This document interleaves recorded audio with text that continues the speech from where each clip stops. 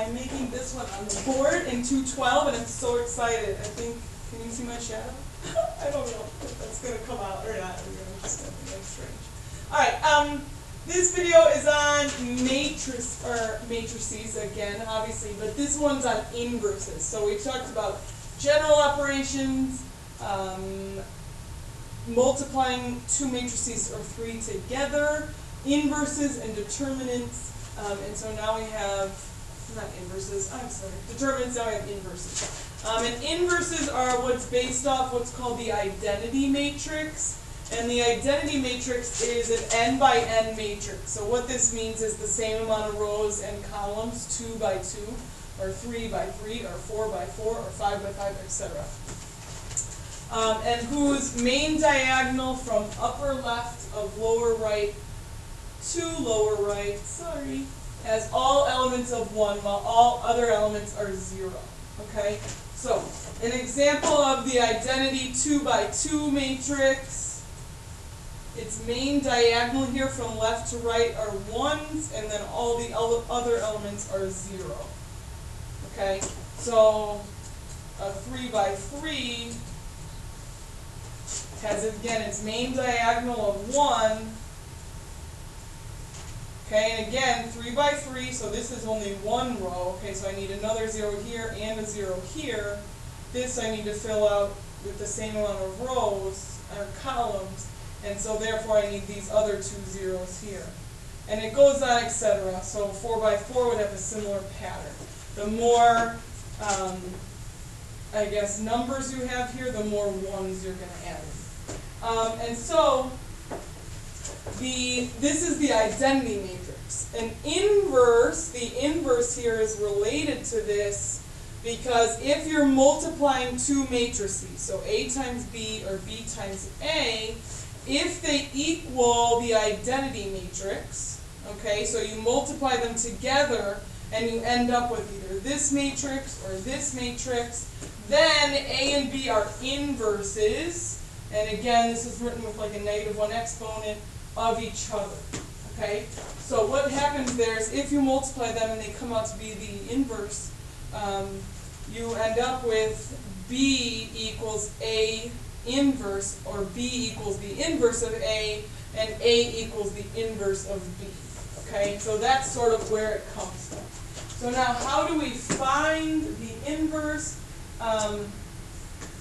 For that, here is our general rule.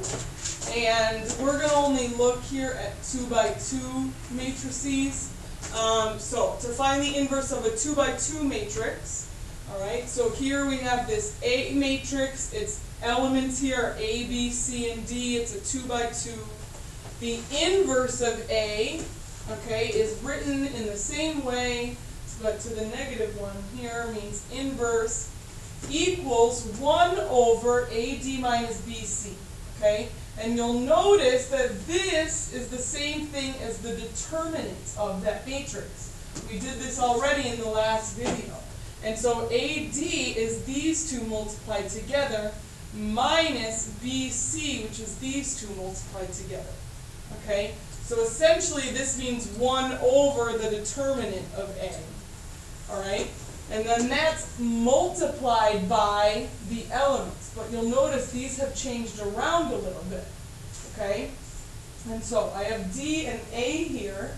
And so what happened is these diagonal ones switched positions. So A and D switched.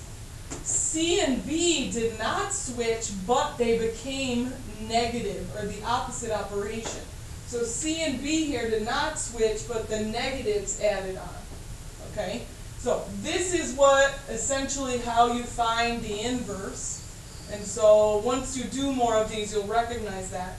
But again, it's 1 over the determinant, which we talked about in the last video, AD times BC, times these two elements are switched, these two negatives are added onto. Okay, but I have a question down here. However, a matrix can have no inverse if the determinant is 0, okay? So if we solve and this determinant down here ends up being 0, well, you should recognize that because we've talked about this earlier in the year we know that a denominator cannot equal 0. Okay, so if you find out that the determinant, you solve that first, it comes out to be 0, well then there's no inverse. Okay, so let's try some examples. In my first matrix here, for this matrix, state if an inverse exists. Okay, so if it exists, then we've got to have a determinant of the matrix. Let's say it's just A, any matrix. Cannot be 0. Okay, so start out by finding the determinant. I have a 2 by 2 matrix here. So to find the determinant, all right, I have -1 times 0 minus 0 times 2, right? Same process we did before, subtract. This turns out to be 0 minus 0. Oh shoot, this comes out to be 0. And because my determinant is 0, when I plug into the inverse formula, I would have 1 over 0, which I know can't work, and so therefore there's no inverse in this matrix. Okay, so a matrix does not exist. There is a determinant, the determinant is 0, but because of that there's no inverse. Alright, so we'll try this example here. I have a 2 by 2. Before that though, let's roll this dice.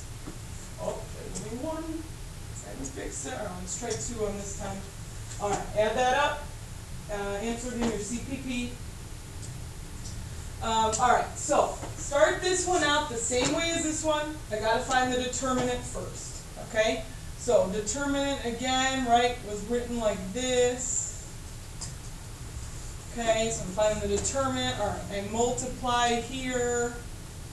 -2 times -7. Subtract 0 times -2.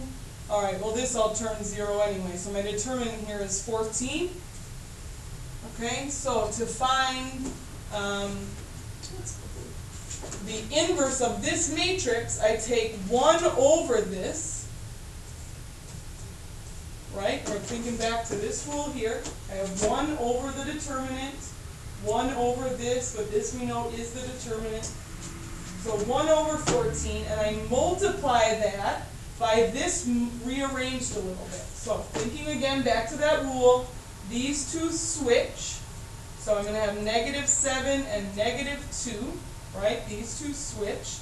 These two stay, but take the opposite sign. Well, this one's already a 0, so this stays 0. This is a -2. All right, I'm adding on a negative, so I know this is going to turn into a +2. Okay? And from here, I'm going to distribute in. Okay? We know this is multiplying here. So this 1 over 14 distributes to all of these values. Okay? So 1 over 14 times -7 becomes -7 over 14. Hopefully you're seeing that some of these are going to be able to cancel.